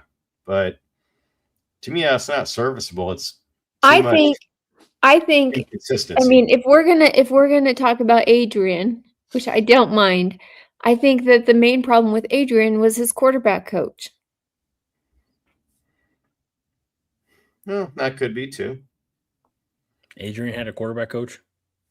That was Mario, Super Mario. Oh, yeah. Yeah, the guy that was allegedly helped Joe Montana and Steve DeBerg, and I know. I think he like probably walked by him or something. The way they talked about that guy, like he was a quarterback whisperer, and it was like, no, Martinez played like Frost, but he turned the ball over. Like he'd run and he'd fall forward and leave the ball open, and it would get not like it was. He played like Frost, but way worse. Martinez had the football IQ, though. One of the things I loved about him was that he could explain everything the way that he saw it on the field. It was amazing. So I just want somebody who has a high football IQ that can make those plays. That's it. I think you also forget that Adrian Martinez did not play football his senior year of high school because of injury. He lost an entire year. And yet somehow that was the guy that Scott Frost decided to like hitch his wagon to. I don't know. And that was just. Oh, no. What? It's the Prosecco, Greg. Look out. It's the Prosecco. Man, we keep this show going for another 20 minutes. Good In a Lord. red solo cup. I don't No, know. but no, what Greg said about Martinez is true because he lost that year. I think it was down to us in Tennessee to get him, and we got him, and he might have thrived from day one if he had great coaching, and he didn't. And he came in here, and I watched his interview. He had an interview recently, and it was very candid, and I came out like respecting him even more afterwards because he talked about how it was here. He didn't really throw anybody under the bus. He talked about Moose and how Moose said things in the book, and he's like, well, yeah, that's kind of his opinion, but he really wasn't around enough to, say what's what. So it was, he came back to Nebraska after all the slings and arrows he took from people like me, so it's like good for him.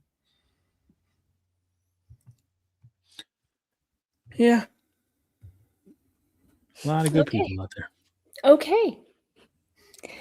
Moving on, Greg. Moving on.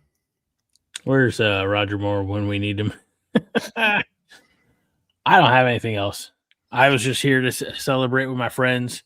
Nebraska men's basketball win tonight. Yes, it is important to note that the women won yesterday, beating Richmond 75-56. They will play tomorrow, 1:00 Central, against Baylor. And while Nebraska men, we know, will play on Saturday, we do not yet know what time. We do know they will play Vanderbilt. Yes. So hopefully that one's also on HBO Max that I can watch it. No, we do know a time, 7:45 Central on Saturday night. That just updated. Nice. I just saw it on Huskers.com. Oh, no. You guys are going to love this. You're not going to be able to watch on Saturday night. I am not going to be able to freaking watch. Oh, no. What are we going to do besides win again? Vegas put it all on Nebraska. I'm not kidding. Rostowski says, Nebraska basketball is advancing. North Carolina is not. What a world.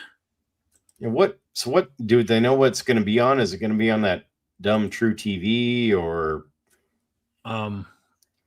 I don't know yet. Yeah. I can find. Yeah, figure it out. Well, Minnie, thanks in advance for not watching. Now we have a chance against them. So you're welcome. Like I said, I hope that they stay on the Warner Brothers owned, TNT, TBS, True TV like it was today, because that has a good chance of being on HBO Max. I suppose that if they are on CBS, they may be Paramount Plus, but I don't know. Scott says the game is going to be on TNT. Dynamite. Done dirt cheap. There you go. Good. Can we just quickly, before we end this, can we talk about how many freaking subscriptions you have to have in order to watch all the playoffs? It's ridiculous. Why can they not just get it on one thing? It is. It's called cable. Wah, wah, wah. What is cable? Explain it to me. Cable's what us old people remember, Minnie. From the before times. Right? From the dark ages. I have 3 subscriptions, and I think I have one of them twice because of this. YouTube TV is what Husker Chuck says, and What I used to have. That pulls everything in, I think. Zero says Husker TV. I don't know about the True TV or some of those Edge channels, but more money based on the deals per Aaron Keene. So It's so frustrating. I have YouTube TV during this. This is the first time I've ever taken and like canceled my subscription to YouTube TV. I always have it during the football season. I didn't think I'd be this interested or need it for anything. Now I'm kicking myself. as we realized sometime in mid-February, we wish that you weren't this interested in Nebraska men's basketball. Thanks. Peacock is one. Yeah, I think I have Peacock too. yeah, that I watched a couple games regular season on there. What's the channel again, Minnie? Pete, what? You're funny. That's why I'm here. You're a very entertaining individual, Fred. I'm so glad you're joining us each and every week. So I try. It's like falling off a log. all right. So 7:45 Central on Saturday, Nebraska Vanderbilt from Oklahoma City. Again, I envision that a lot of the Husker contingent who went there are staying the weekend. And then, as I mentioned, the women taking on Baylor tomorrow at Durham Cameron Indoor Stadium in North Carolina. That is at 1 o'clock Central. So make sure you follow that. That's going to be on ESPN. So you'll be able to check out the women tomorrow. And yeah, it's we have 2 teams in the NCAA tournament in the latter half of March. It's kind of crazy. It's very exciting. Somebody personally loves you, Fred. Ain't the first time. Aha.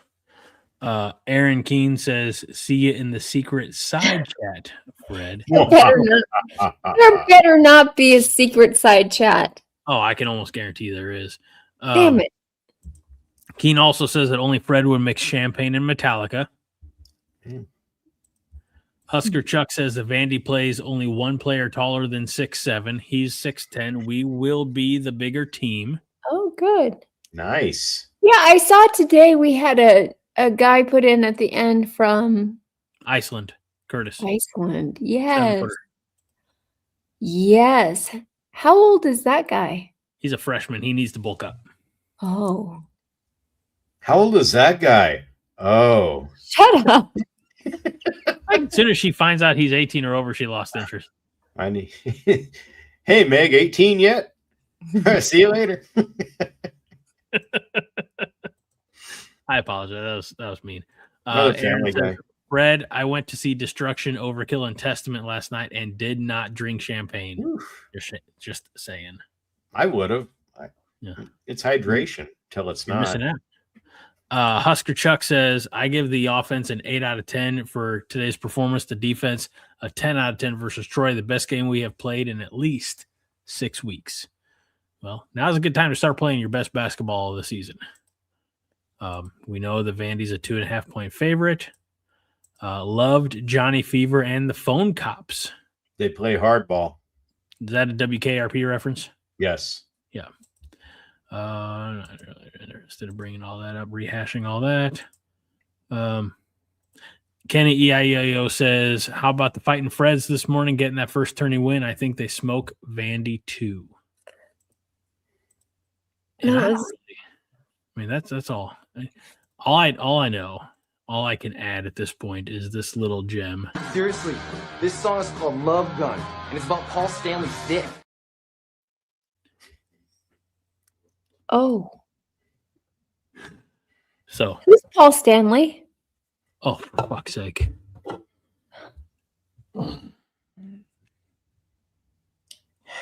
Okay, never mind. Sorry I asked. Minnie, What?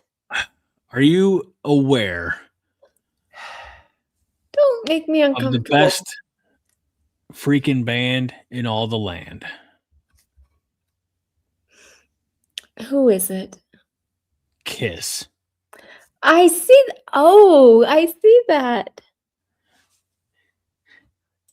Even Kaylee, and this is that probably sounded horrible. Kaylee says, Elite Eight, here we come. And what the fuck did she say? Okay, I apologize. Damn. OMG. I blacked out for a minute. I don't know what happened. Unsubscribed. Wow, He just left. man. I'm sorry, talk about it later, guys. in the side chat. I'll get my act together. I promise. Lead singer of Kiss. I'll do Was better. Also a guitarist, not the lead guitarist. Ace Frehley was lead guitarist. Gene Simmons. Do you know who Gene Simmons is? I do. He's the bassist and the demon. I mean, he's like, that's Richard Simmons' cousin. Give that Sweating to the Oldies DVD to Dylan. Didn't take. OMG. Zero says, Lord, how old is she? Too young or too old? I can't even tell. Minnie's timeless, and she grew up in a log cabin. That's all I know. Old. Too old. This guy is 74 years old. You think I'm older than that? I don't know. Should I be offended? Do you love a man in face paint? Is what Rostovsky says. I like a good theme. Yes. All that research and prep, and who is Paul Stanley? The guy that founded Stanley Steamer, I think, is Paul Stanley, maybe. Peter Criss, the original drummer. Ace Frehley, the star child. Gene Simmons, the demon. All right. Well, I'm glad we were able to end the show in that fashion. Me too. I'm spent more than a love gun, so you know. You say you're spent more than a love gun? Yep. After Blue Chew kicked in and went away. Oh, yours went away. Great. I had to go consult a physician. So. Feel bad for that doctor. Vince Watson says Minnie grew up in the time of hair bands, but seems more like a Tiffany girl. Do you think you're alone now? You knew that song, huh? Seem to be anyone else around. I forget. It's been a minute.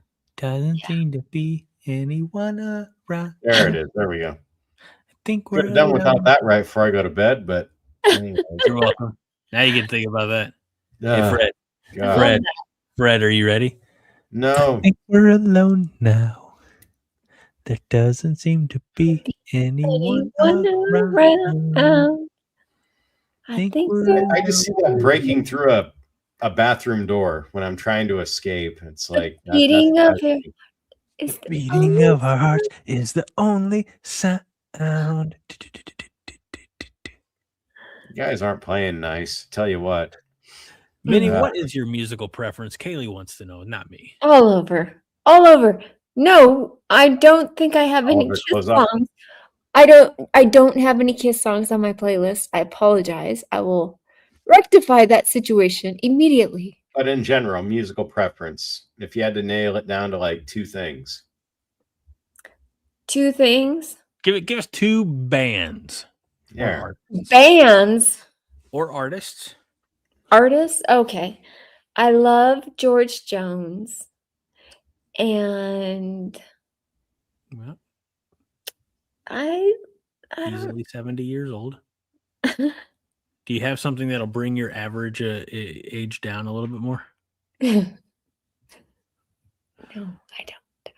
George Jones and like something that the young people could relate to. I mean, I listen to music like that my kids like all the time. In fact, I have things on my playlist. Is it my go-to? No, it's not my go-to. Okay. Your go-to then? I would say That's with Dylan. What? Lightning. I do. I do. And I love old country. I just do. I love Oh, here you old. go. Vince wants to know what was on your high school Walkman. Ha ha ha. Come on, you guys. How could I have a Walkman when I'm only 21? How could you have teenage children when you're only 21? Wow. Buck Owens. That's funny. My middle child recently told me that Buck Owens is trending on TikTok. There's this song. She goes, Mommy, it's my favorite song ever. Made in Japan. And I'm like, you like this? Okay. Let's listen to it. Which Buck Owens song was it? Made in Japan. Oh, you just said that. Sorry. Never heard of it. It's not a Buck Owens song I'm familiar with. I know a few Buck Owens songs. It's actually really cute. It's a cute song. This is what we get together in the off season, folks.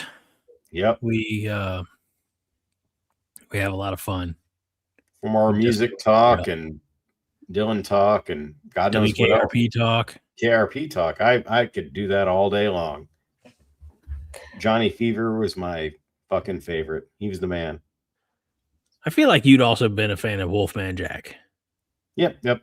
I think Matt Rule has a lot of Wolfman Jack in him when he gets talking and animated. I can see that. Yep. Maybe that's why he likes the podcast, because he has that personality to bring out. So That's true. Yeah, you bring out some coaching during the season. That'd be good. all right, everybody, we appreciate you all. 7:45 Central on Saturday pretty much negates any post-game shows. I'm just going to put it out there. We'll see. It might just be me. I'm not going to pressure anybody else to join me, but if Nebraska beats Vanderbilt, we may do this again. Just a little post-game celebration. No promises. Don't get your hopes up. But now would be a great time to subscribe. Wait. Now would be a great time to subscribe. Like this video. Subscribe. And other side. Ring the bell for notifications in case we do decide to go live on a whim on Saturday night after a Nebraska victory. And people become members too. That's right. We haven't had members in a couple of weeks, so we need some members. Wait, don't take that down. I was going to answer that. Husker Chuck wanted to know if I watched all the Hee-Haw reruns. Okay. I recently started rewatching Mama's Family. I think is what it's called. The Carol Burnett show, with Carol Burnett. It wasn't the Carol Burnett show, but it was like the actors from that. I know Mama's Family. You do? Mm-hmm. Yeah. Yeah. I was also alive in the 80s. Oh. Oh. It reminds me of things that my grandmother loved to watch, so that's why I liked it. Starring Vicki Lawrence. Yeah, Roger Moore has it. So it was good. It was good, clean humor. It was fun. I liked it. Good family watchings there. So Vicki Lawrence, this is what you guys get in the off season. So I'm just saying we gotta work on shit as a group here, us three, the tripod to, I don't know which part you clipped, Kaylee, but make sure you send it to hooch3600@gmail.com so I can know exactly what you clipped. And maybe it's Minnie starting to fall asleep on the show. Maybe she's doing how we know it's a successful show, because she fell asleep at some point in the second half this morning or this afternoon, depending on what time zone you're in, and Nebraska won. So maybe it's for the best that Minnie dozes and we off. roared back successfully as a show. Yes. Which coach? Oh, crap. And for next week, Minnie, write this down. Which coach could step into another sport for the Huskers and perform the best? Wow. Oh, that's a great question. Wait, hold on. I'm going to take a picture of it. I mean, you can just watch the show like you do later and screenshot the comments, but this works too. Rule could he could definitely be the podcast coach, whatever. Esports. He would be like the esports. He would be. Put the backward hat on, the headset, playing Call of Duty. Yeah, I could see it. Minnie, how many members do you need? We only have 35. We only have like 35. I think we need a couple more. That's what it said at Camp Kenosha. That is it for this episode of the Five Heart Podcast. Yes, Keen, I do remember on location in an undisclosed cabin in the woods. And thank you, Minnie. Thank you, Fred. I'm Greg Mahochko. Nebraska men's basketball has finally won a tournament game.